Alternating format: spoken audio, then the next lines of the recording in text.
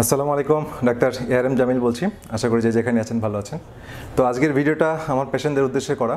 তো অনেকেই আমাকে জানতে চেয়েছিলেন যে সামনে রোজা আসছে কিছুদিন পরে, তো রোজার সময় আমরা কিভাবে ডায়েট বা ফাস্টিংগুলো করব।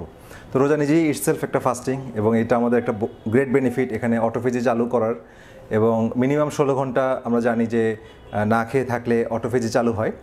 16 ঘন্টা, 18 ঘন্টা, 20 ঘন্টা এভাবে যে যত বেশি গ্র্যাজুয়ালি বাড়াতে পারবে তার অটোফেজিটা বেশি চালু হবে এবং অটোফেজির বেনিফিট সে পাবে। তো যাই হোক, আমরা সংক্ষেপে রোজার সময় আমরা কিভাবে ডায়েটটা করব বা কিভাবে খাবার দাবার গ্রহণ করব, যারা মেনটেনেন্স ডোজে আছেন তাদের জন্য একরকম, আর যারা ওয়েট রিডাকশান ফেজে আছেন তাদের জন্য একরকম। অর্থাৎ যাদের ইনসুলিন ভেরি হাই, যাদেরকে আমি দেখেছি বা বলেছি যে ইনসুলিন আপনার হাই এবং হোমায়ার বেশি, যারা একটু কন্ট্রোল ওয়েতে খাচ্ছেন তাদের জন্য কীরকম হবে, এবং যারা মেনটেনেন্স অর্থাৎ অনেক দিন ধরে করার পর ইনসুলিন কমে আসছে, এখন আপনার মেনটেনেন্সে আছেন, তাদের জন্য কিভাবে হবে। তো আমরা রোজার মধ্যে যেটা বলবো যে আপনার সেহরি দিয়ে ইফতার দিয়ে শুরু করি, ঠিক আছে। ইফতারে আপনি কি করবেন, ইফতারে আপনার যখন আপনি অ্যাপেল সিডার ভিনেগার খাবেন, অ্যাপেল সিডার ভিনেগারের মধ্যে আপনি সি সল্ট অথবা পিঙ্ক সল্ট, হ্যাঁ পিঙ্ক সল্ট, এটা আপনার মিশাবেন, তারপরে আপনার খাবেন। অথবা এটার পরে আপনার আরেক গ্লাস খেতে 1 গ্লাস যেটা করবেন green juice, 1 glass green juice এটা খাবেন। গ্রিন জুসটা দুইভাবে খাওয়া যায়। গ্রিন জুসটা আপনার যদি ইফতারের আগে খেতে না চান, আপনার ইফতারে 1 ঘন্টা পরেও খেতে পারেন, ঠিক আছে। তাহলে আমাদের দুইটা ড্রিঙ্কস হলো, অ্যাপেল সিডার ভিনেগারের সাথে সি সল্ট আর পিঙ্ক সল্ট, আর সাথে 1 গ্লাস গ্রিন জুস আগে বা পরে। তারপরে আমরা মেইন ইফতারে যাব।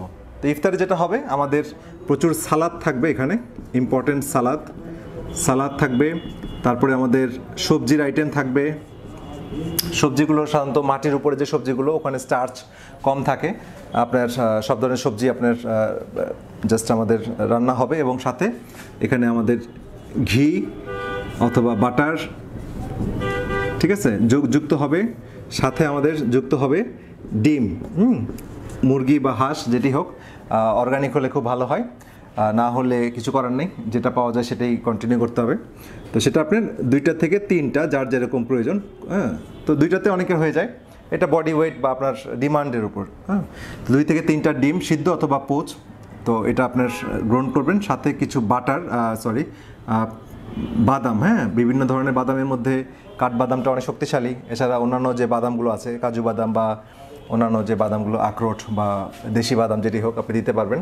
তো এগুলো সব ঘি ভাজা হতে হবে। আর সবজি রান্নাবান্না হবে ঘানি ভাঙা সরিষার তেলে। তো এটা যখন খাবেন, সাথে আপনার কিছু প্রোটিনের হিসেবে আপনি চিকেন খেতে পারেন, চিকেন নিতে পারেন।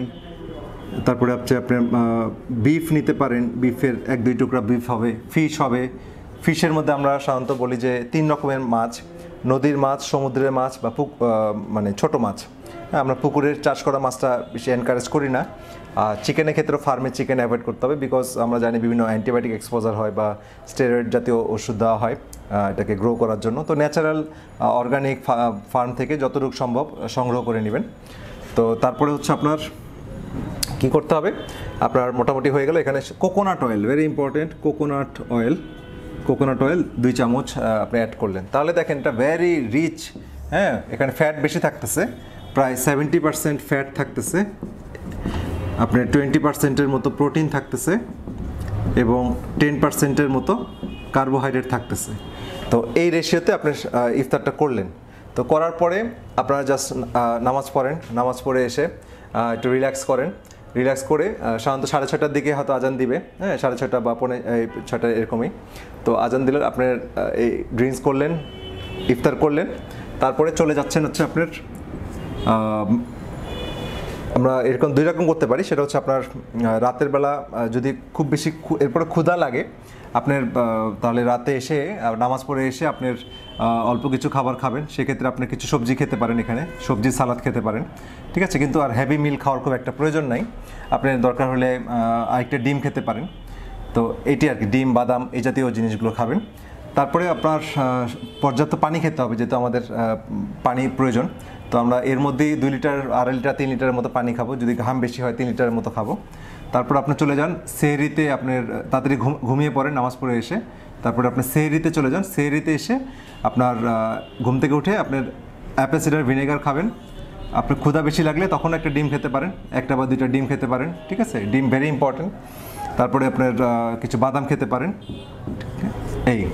আচ্ছা, তো এটা আপনার যদি প্রয়োজন মনে না করেন, বা আপনি যদি মনে করেন যে না আপনি এখন এনার্জি পাচ্ছেন, আপনি নিজে সিদ্ধান্ত নেবেন এনার্জি পাচ্ছেন, তো তাহলে আপনার শুধু অ্যাপেল সিডার ভিনেগার খেয়ে, অথবা আপনি এখানে ডাবের পানি, কোকোনাট অয়েল বা ডাবের পানি, কচি ডাবের পানি, যে ডাবের শ্বাস হয়নি সেই ডাবের পানি খাবেন, ডাবের, হ্যাঁ, কচি ডাব, তো ডাবের পানি আপনি খাবেন, অথবা অ্যাপেল সিডার ভিনেগার খেলেন। তো এটাকে আপনি সেহরি করে ফেলবেন। তারপর আপনাকে প্রলং ফাস্টিংয়ে যেতে হবে, ফাস্টিং করে করে করে করে এখানে। তো সবচেয়ে ভালো হয় এখানে শুধু অ্যাপেল সিডার ভিনেগার খেয়ে থাকতে পারলে, কারণ আমাদের তো 16 ঘন্টা ফাস্টিং লাগবে মিনিমাম, 16 আওয়ার, হ্যাঁ, 16 ঘন্টা ফাস্টিং। যদি আপনার রাত 4টার দিকে বা 3টার দিকে খান তাহলে কিন্তু ওই টানা ফাস্টিংটা হচ্ছে না। তো রাতে অনেক সময় আপনার 9টার দিকে আরেকবার একটু কিছু খেয়ে আপনি একবারে জাস্ট খালি অ্যাপেল সিডার ভিনেগারটা খাবেন ফাস্টিংয়ে, বা ডাবের পানি, আর বাকিগুলো না খেতে পারলে ভালো হয়। আমার মনে হয় এই ধরনের খাবার খেলে আর সবার প্রয়োজন হয় না, বা ইনিশিয়ালি কয়েকদিন প্রয়োজন হলেও এটা আর হবে না। তারপর আপনি ফাস্টিংয়ে চলে যান, আবার ইফতারে যে আপনি কন্টিনিউ করেন, তাহলে আপনাকে একটা মিলে চলে যাবে, একটা মিল হবে স্ট্রং। তো এই মিলটা খুবই স্ট্রং মিল হবে। কোকোনাট অয়েল হতে পারে, এখানে এমসিটি অয়েল যুক্ত করতে পারেন, ঠিক আছে, এইটা। আর এর বাই দিস টাইম এর মাঝখানে আপনার বিভিন্ন ধরনের মশলা চা খেতে পারেন, গ্রিন টি খেতে পারেন, ঠিক আছে। যেহেতু রাতের বেলা বেশি খাওয়া যাবে না, আপনার ঘুমের সমস্যা হবে, 1 কাপ খেলেন লেবু দিয়ে, বা অথবা এমসিটি অয়েল যোগ করে, গ্রিন টির সাথে আপনি এমসিটি অয়েল যোগ করতে পারেন, এমসিটি অয়েল। তো এই হচ্ছে আপনার মোটামুটি খাবারের একটা রুটিন রোজার মধ্যে, ঠিক আছে। আর যারা মেনটেনেন্স ডোজে আছেন, অর্থাৎ অনেকদিন ধরে করছেন, ডায়েট করছেন, তো সেক্ষেত্রে যাদের ইনসুলিন কমে আসছে, ফাস্টিং ইনসুলিন লেভেল হোমায়ার কমে আসছে, তারা এখানে যেটা করবেন, তারা এখানে আপনার ঢেকি ছাটা লাল চাল, ঠিক আছে, এখানে ঢেকি ছাটা লাল চাল, এটা আপনারা যোগ করবেন। সাধারণত এটা 2 উইকস পরে আমরা দেই ঢেকি ছাটা লাল চাল, হ্যাঁ, এখানে ফাইবার আছে, আমন ধানের হবে, তাহলে কীটনাশক থাকবে না, নন জিএমও ঢেকি ছাটা লাল চাল আপনার এটা খাবেন ইফতারিতে, ঠিক আছে। তো আপনার ইফতারটা ভালো মতো আপনি করেন, একবারে রিচ ইফতার করেন, ফ্যাটকে প্রায়োরিটি দিয়ে। আর মাছ খেলে মাছের তেল, হ্যাঁ, গরু খেলে গরুর তেল, তো আমার অয়েলটা লাগবে, বিকজ আমার বডি এখন রান করতেছে ফ্যাট দিয়ে, সো ফ্যাটটাকে প্রায়োরিটি দিতে হবে। আর ফাইবার যদি আমরা খাই, কমপ্লেক্স কার্বোহাইড্রেট, যখন ঢেকেচাটা মেনটেনেন্সে চলে যাবে তখন আপনি ঢেকেচাটা চাল খাবেন, তখন আপনার কার্বগুলো বেড়ে যাবে, কার্ব তখন বাড়বে, কিন্তু কার্বটা রিফাইন্ড কার্বোহাইড্রেট হচ্ছে না, তখন 20% 30% কার্ব উঠে যেতে পারে, ফ্যাট একটু কমে আসবে, হ্যাঁ। তো আপনার এইভাবে এই রেশিওতে আপনার খাবেন, ঠিক আছে।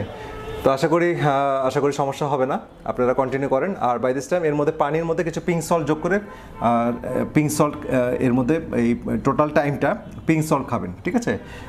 1 লিটারে আপনার পানির মধ্যে আপনি কিছু পিঙ্ক সল্ট দিয়ে দিলেন, জাস্ট, তাহলে মিনারেল সমৃদ্ধ পানি হলো। পানিটা যদি ফিল্টার পানি হয় খুব ভালো হয়, তাহলে হেভি মেটালগুলো আপনার বের হয়ে গেল, সাথে আপনার মিনারেলগুলো যুক্ত করে দিলেন পিঙ্ক সল্ট হিসেবে বা সি সল্ট হিসেবে।